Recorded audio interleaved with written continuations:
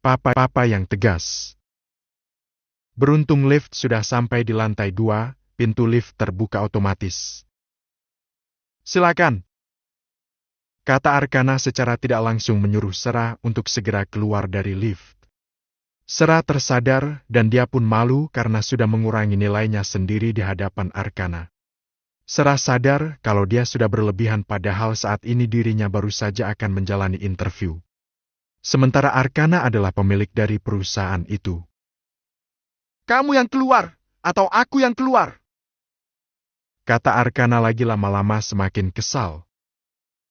Maaf. Ucap Sera lalu dia mulai menarik dirinya dari dalam lift dan membiarkan Arkana menutup pintu lift cepat-cepat. Sera cukup lama menyaksikan Arkana menghilang di balik pintu lift yang tertutup sempurna. Pasti ilfil sama sikapku, tapi kenapa aku nggak bisa menahan diri buat bersikap tenang di hadapan dia? Siapa pula yang gak akan tergoda dengan Arkana yang sekarang? Dia adalah pria yang sempurna. Tambah sempurna ketika umurnya bertambah seperti sekarang ini. Ya Allah, tidakkah ada kesempatan untukku kembali memiliki hatinya? Batin Sera dan dia malah berlama-lama tinggal di depan lift itu. Sampai seseorang menghampiri dan menyadarkan Sera menganggap Sera sedang kebingungan mencari ruangan acadinya. Dugaan Sera benar sekali. Bukannya tergoda untuk memperbaiki hubungan baik dengan Sera, Arkana justru merasa risih dengan sikap Sera. Arkana akui kalau dulu dia sempat menyukai Sera, bahkan Arkana juga berharap kalau Sera adalah pelabuhan terakhir hatinya, tapi setelah merasa dikhianati, perasaan Arkana sudah mati untuk Sera sejak saat itu. Inginnya Arkana berkata, "Dasar mantan sialan!" Tapi itu hanya sampai di ujung lidahnya saja. Arkana harus menjaga sikap dan wibawa. Dia tak akan fokus dengan sikap Sera yang mengesalkan. Dia akan menatap karirnya sebagai calon penerus sang papa. Masa Allah, cantik banget kamu, Sha. Berhijab begini, kamu semakin dan semakin berdamage. Sambut Melissa ketika Dasha datang ke butiknya dengan penampilan yang baru. Ah, Tante? Dasha pun jadi tersipu malu. Sumpah deh ya, melihat kalian bertiga berdekatan begini, bikin aku pun termotivasi buat memperbaiki cara berpakaianku. Kata Ataya sambil menatap kagum pada 3 wanita cantik di dekatnya saat ini, yakni Shanum, Melissa, dan juga Dasha yang sudah mantap mengenakan hijab. Tunggu apa lagi, sayang? Kamu udah siap kan? Tanya Shanum dengan lembut. Shanum sangat berharap putrinya juga mau mulai mengubah penampilan walaupun dengan langkah awal yang kecil, tapi Shanum benar-benar tak ingin memaksa dengan keras. Kita dulu sempat worry kalau pakai pakaian tertutup begini akan bikin gerah, kenyataannya enggak kok, Beb. Kata Dasha. Papa pasti akan kaget senang kalau kamu udah yakin buat berhijab, nak. Shanum juga memberikan dorongan moral untuk putrinya. Apalagi yang kamu tunggu? Tanya Melissa kali ini. Ya udah yuk, Syah. Temenin aku lihat-lihat ke dalam galeri. Aku mau nyari dulu style kayak gimana yang cocok buat aku. Ajak Ataya pada Dasha. Ayo, Gi, minta tolong sama Mbak Murni, keluarin semua koleksi terbaru yang baru rilis minggu ini. Kata Melissa. Boleh aku obrak-abrik ya, Anti? Kata Ataya sambil bergurau. Boleh dong. Sana kalian obrak-abrik aja semuanya. Jawab Melissa. Oke. Dengan semangat Dasha dan Ataya pergi ke salah satu sudut butik untuk memilih beberapa produk fashion baru yang dikeluarkan oleh Mel's Boutique. Shanum tersenyum lebar melihat Ataya dan Dasha pergi dengan semangat ke arah sana sementara dirinya masih di ruang utama butik bersama sang kakak. Seru banget ya, dari bestie jadi iparan. Melissa pun ikut memperhatikan keakraban di antara Dasha dan Ataya.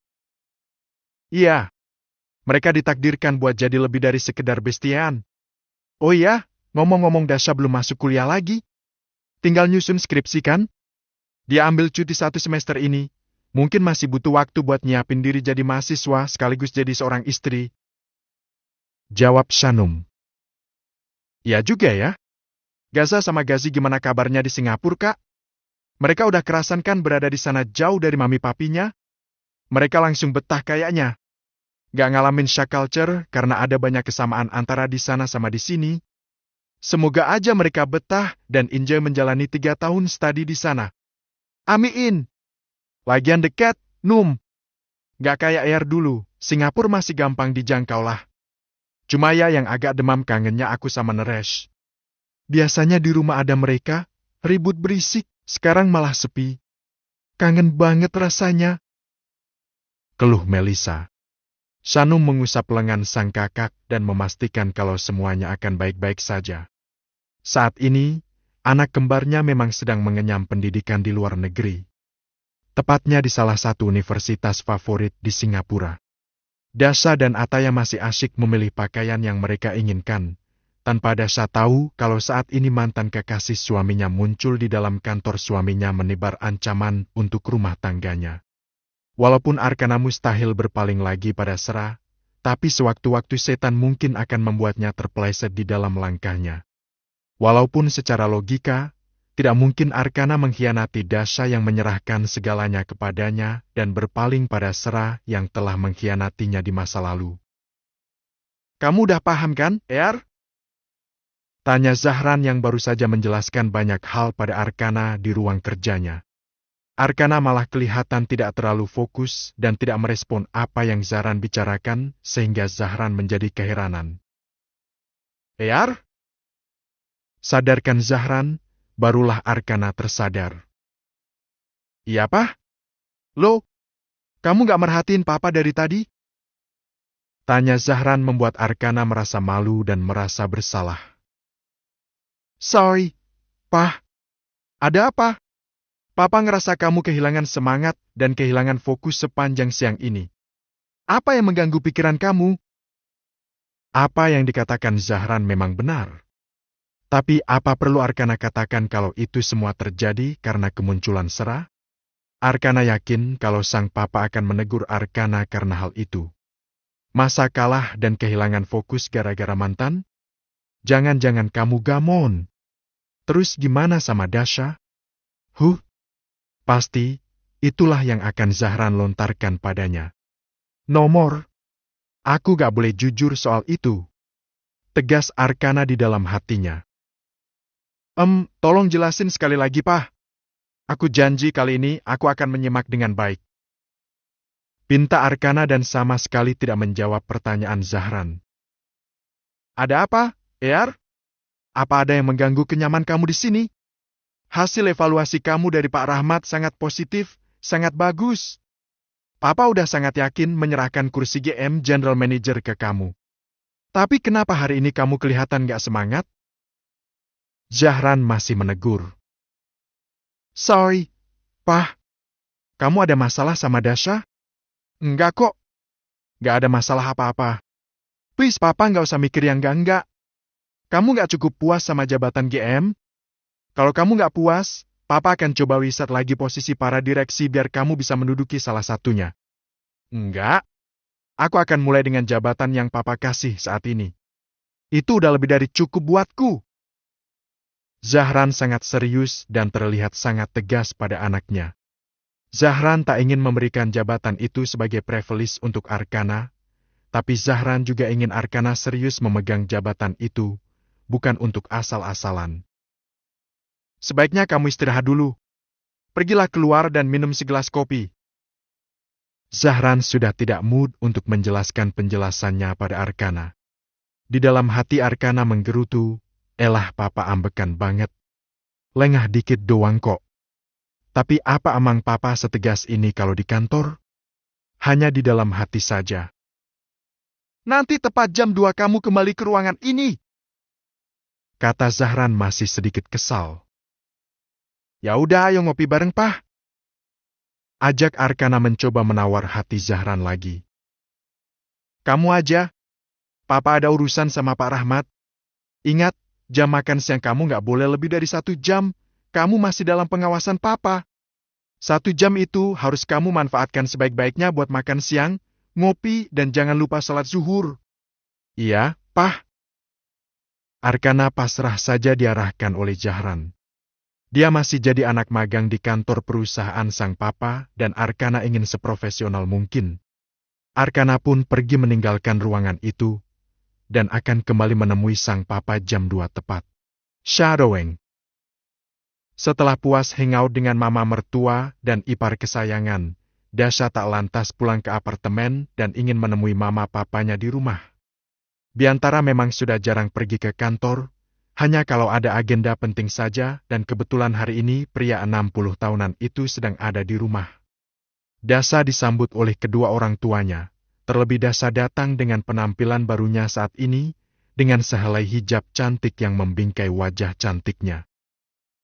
"Syah, kamu, Masya Allah, cantik banget anak mama." Sambut Widuri benar-benar terkesima dengan penampilan baru putrinya. "Alhamdulillah, Mah.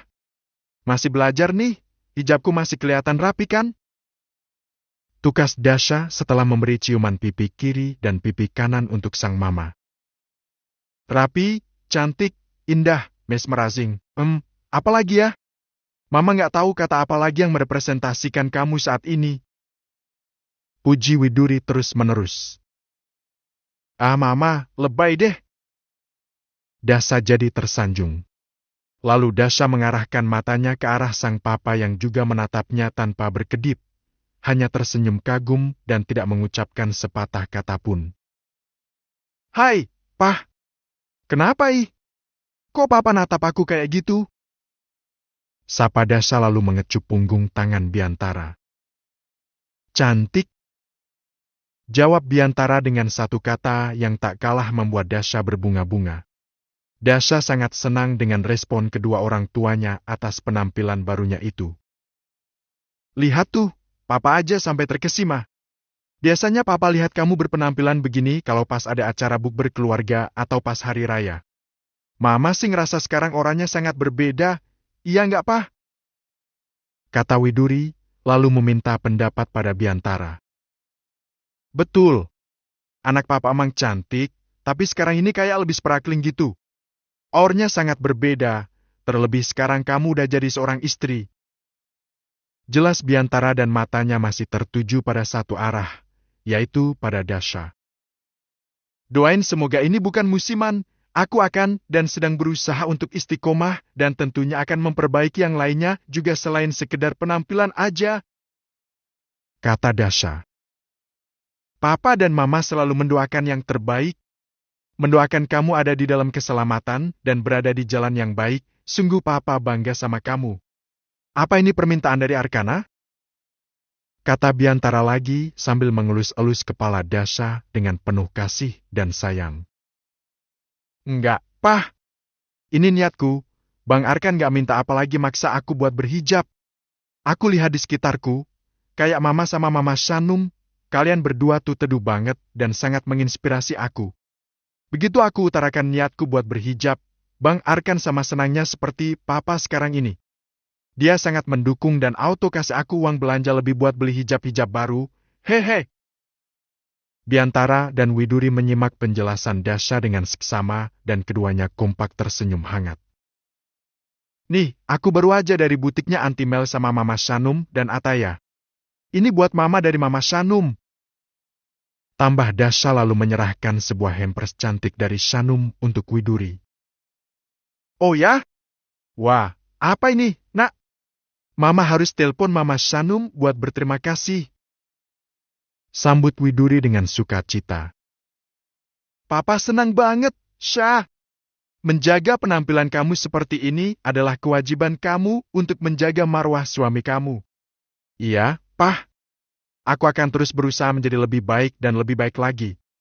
Buat Bang Arkan, buat Papa Mama dan buat Papa Mama mertuaku juga. Oh ya, buat Om Airin juga." Biantara masih mengelus kepala Dasha sambil manggut-manggut dan tersenyum simpul. "Oh ya, Arkan udah tahu kamu di sini sekarang?" Tanya Widuri sambil unboxing hampers titipan besan. "Tahu, Mah. Tadi aku bilang mau mampir ke sini. Nanti jemput ke sini juga ya?"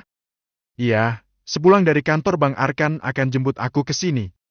Ya udah deh, Mama mau mulai prep buat makan malam. Nanti kamu sama Arkan makan malam di sini ya. Oke, Mah. Perlu bantuan nggak? Gak usah. Kamu duduk aja sama Papa di situ, kata Widuri sambil tersenyum. Dia benar-benar sosok mama yang sangat pengertian. Setelah itu, Biantara menanyakan banyak hal kepada Dasha dan Dasha menceritakan semuanya penuh antusiasme.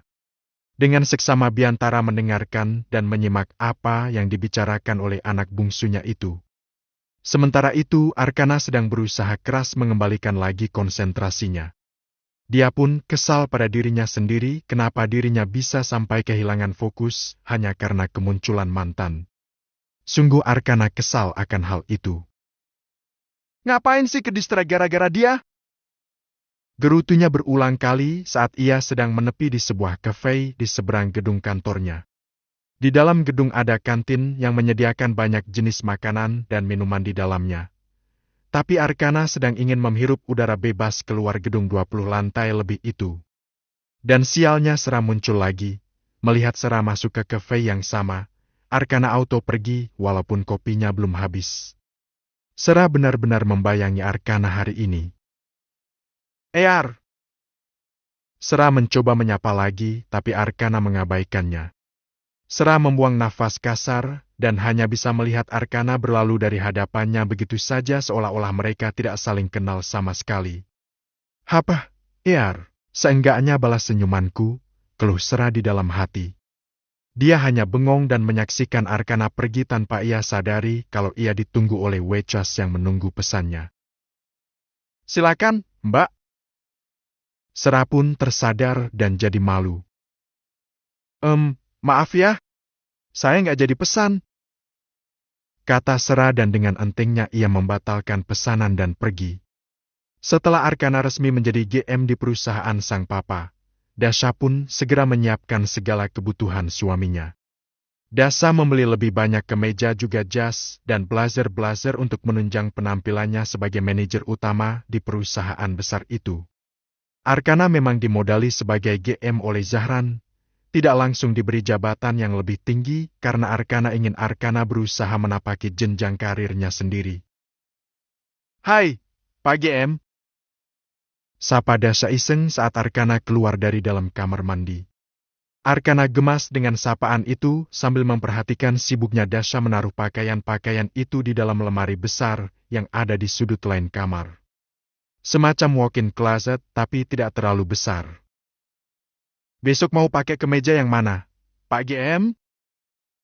Tanya Dasha lagi, masih saja iseng. Yang mana aja, pilihan istri kesayangan nggak akan pernah salah. Jawab Arkana dan bergabung masuk ke dalam ruang kecil berisi barang-barangnya itu. Semoga nggak ada yang menggoda kamu di kantor nanti. Sebenarnya aku tahu kalau di kantor pasti akan banyak yang nge-question kamu. Ya, gimana pun juga, kamu ini cakep. Gagak anaknya Pak Ceo pula.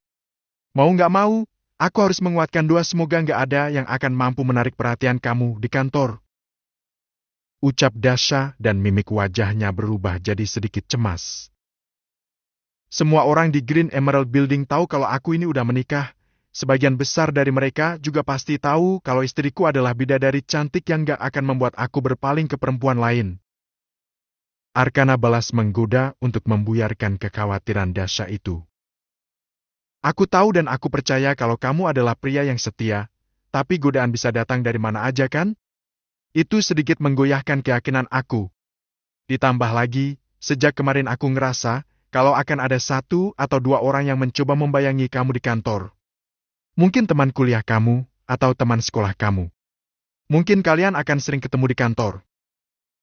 Arkana sejenak terdiam dan seakan Dasha menangkap sinyal keberadaan Sera di kantor. Walaupun Arkana tidak tahu apakah Sera diterima atau tidak di perusahaannya. Arkana tak bisa menginterupsi keputusan Achadi karena itu sangat tidak etis, terlebih dirinya masih baru di manajemen perusahaan. Semoga aja Bang Arkan gak ketemu mantan di kantor ya, hei. Kali aja tiba-tiba kamu punya staf yang dulunya adalah mantan pacar di masa SMP atau SMA dulu. Arkana merasa semakin tersentil, Harusnya sejak kemarin Arkana ceritakan pada Dasha kalau Sravina baru saja menerima panggilan interview di perusahaannya kemarin. Pesona Nathan. Pernikahan Huan dan Ars sudah berjalan selama 20 tahun lebih. Sama seperti pernikahan Indah Zahran dan Shanum dan pernikahan anggota The Wolves lainnya, pernikahan mereka Huan dan Ars juga berjalan tanpa banyak drama yang terjadi. Adapun duri yang hadir, itu hanya sebatas penggoda saja, tak pernah sekalipun Huan atau Ars terbukti saling mengkhianati pernikahan mereka. Memiliki bisnis yang terus berkembang menjadikan Huan dan rekan-rekan memiliki karyawan yang terus bertambah setiap tahunnya. Mereka membuka cabang di mana-mana. Huan juga merambah bisnis jual beli mobil bekas. Setidaknya bisnis itu bukan bisnis yang melibatkan modal dari orang tua. Huan benar-benar merintis dengan modal sendiri dan berhasil. "Pah, yang amsilaren itu aku yang ambil ya, jangan sampai dibeli sama yang lain," kata Nathan. Pemuda 20 tahun yang saat ini masih kuliah semester 5, tertinggal dari adik kembarnya Nala yang malah sudah memasuki tahun terakhir dengan Ataya dan Dasha. "Kamu punya tabungan berapa?" tanya Huan menantang. "Gampang, tinggal minta bayarin sama Opa Adi," kata Nathan dengan entengnya. Dia adalah cucu kesayangan sang opa. "Belajar nabung dong, Naf. Mama kan udah kasih kamu uang bulanan. Kalau kamu ada mau, sebisanya kamu pakai uang tabungan kamu.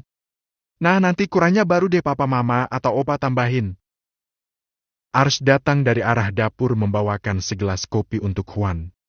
Sore itu, Huan sedang duduk santai menikmati sore. Tak lama bujangnya yang baru kuliah datang dan membujuk satu mobil yang ada di showroomnya. "Jadi nggak boleh nih?" tanya Nathan pada sang papa. "Udah ada yang nawar, Naf. Nanti aja kalau ada mobil sport lain, papa akan keep buat kamu," kata Huan membuat Nathan kecewa. "Ya ah," dengus Nathan dan dia benar-benar kecewa. "Mobil di garasi ada 3, kamu bisa pakai bebas sesuka hati kamu, nak." Ars duduk di samping Nathan setelah menyajikan kopi itu. "Aku maunya yang itu, Mah.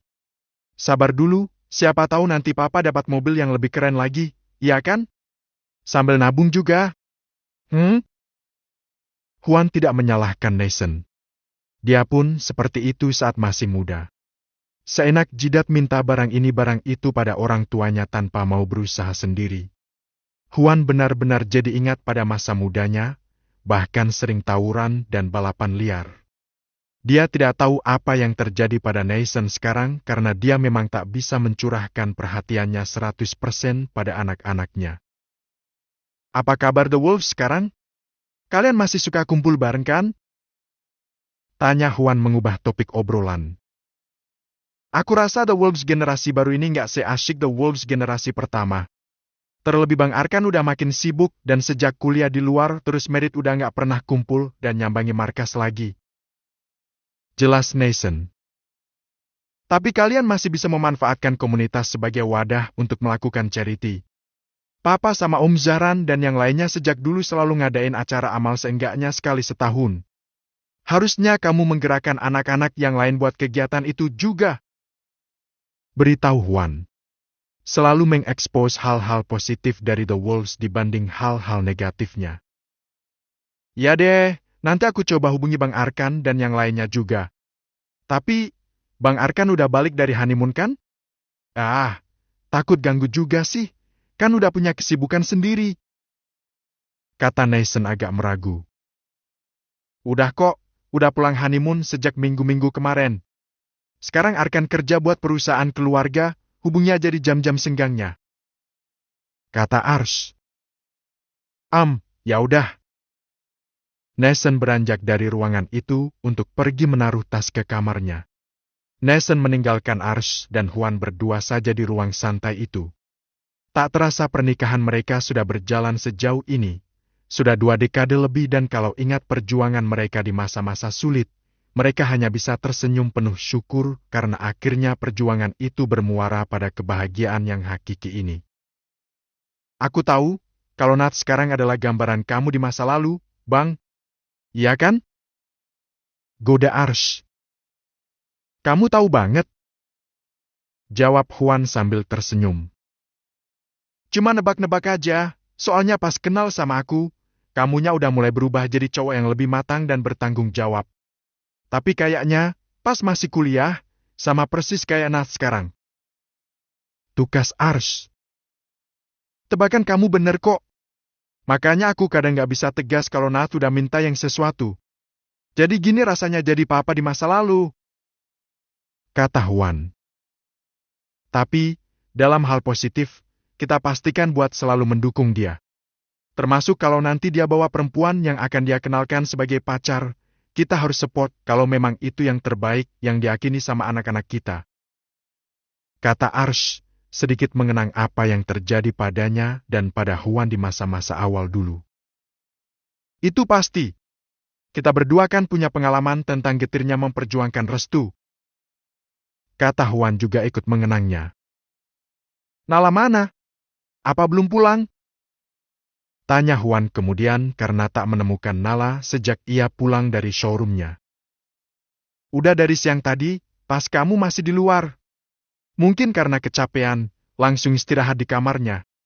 Nath udah punya jadwal dan tempat magang? Udah, katanya Nath akan magang di perusahaan milik Pak Biantara. Papanya Dasha, Nath udah urus semuanya dan akan mulai magang minggu depan. Oh ya? Kok bisa kebetulan magangnya di perusahaan besannya sah? Kabarnya perusahaan Pak Biantara Amang punya relasi sama beberapa PTN di kota-kota besar, termasuk dengan kampusnya Nath. Oh gitu ya? Baguslah.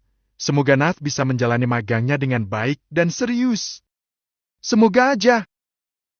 Mereka berdua mengobrol sampai tiba waktu sholat maghrib. Keseharian mereka selalu seperti itu, tapi mereka selalu menikmati tanpa rasa bosan sedikit pun. Dasha memperhatikan Arkana yang sedang berbalas chat dengan seseorang sambil senyum-senyum.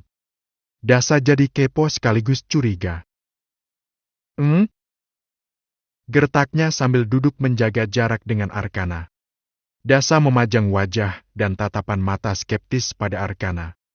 Arkana mengalihkan pandangannya dari layar ponsel ke arah Dasha. Kenapa, sayang? Tanya Arkana dengan santainya. Lagi apa sih? Asyik sendiri? Lagi ngatur jadwal besok sama staf kamu?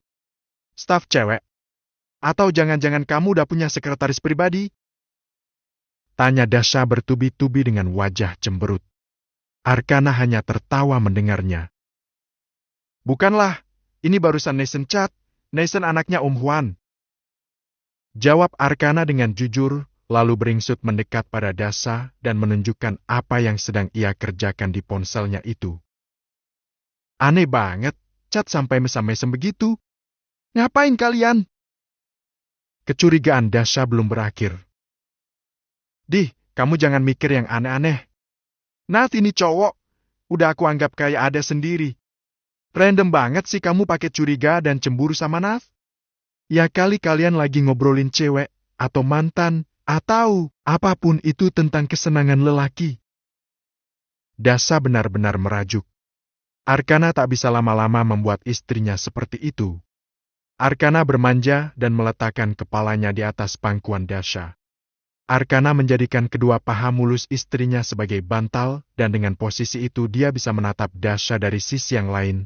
Dia tetap cantik dan mempesona. Nih, coba kamu baca dia chat apa. Dia nanya, apa kita udah selesai honeymoon? Katanya dia mau bicara soal The Wows. Arkana scroll layar ponselnya untuk menunjukkan pada Dasha. Dasha menyimak tapi masih dengan wajah cemberut. Dia moody sekali hari ini. Sekejap good mood, sekejap bad mood. Dia sengaja bilang segan mau nelpon langsung takutnya kita lagi. Dia nggak bilang lagi apa, tapi dia nyengir pakai emotikan. Ya abang senyum-senyum aja karena nesen-nesen gitu. Pakai segala segan takutnya kita lagi. Bercinta kali maksudnya dia. Jelaskan Arkana lagi dan semuanya memang terbukti dan masuk akal. Gitu aja kok. Masa abang nggak boleh senyum? Apa seharian harus serius terus nanggepin sesuatu, gitu? Kata Arkana dengan lembut sambil menggamit dagu Dasha. Iya deh, percaya. Dasha masih tampak bete. Senyumnya mana? Tagih Arkana. Dasha hanya tersenyum terpaksa. Dia benar-benar bad mood saat ini. Entah apa penyebabnya. Nathan tumbuh sebagai pemuda tampan dan keren. Dia mewarisi popularitas papanya dan mewarisi pesona sang papa yang menjadi cowok favorit pada masanya. Nathan dan Nala adalah kembar tidak identik, sehingga tak banyak yang sadar kalau keduanya adalah saudara kembar. Beberapa dari teman-temannya menyangka kalau Nala adalah kakaknya Nathan, terlebih Nala berada satu tingkat daripada Nathan. Pesona Nathan selalu sukses melelehkan hati banyak perempuan, tapi sejauh ini belum ada yang benar-benar mampu meluluhkan hati pemuda 20 tahun itu.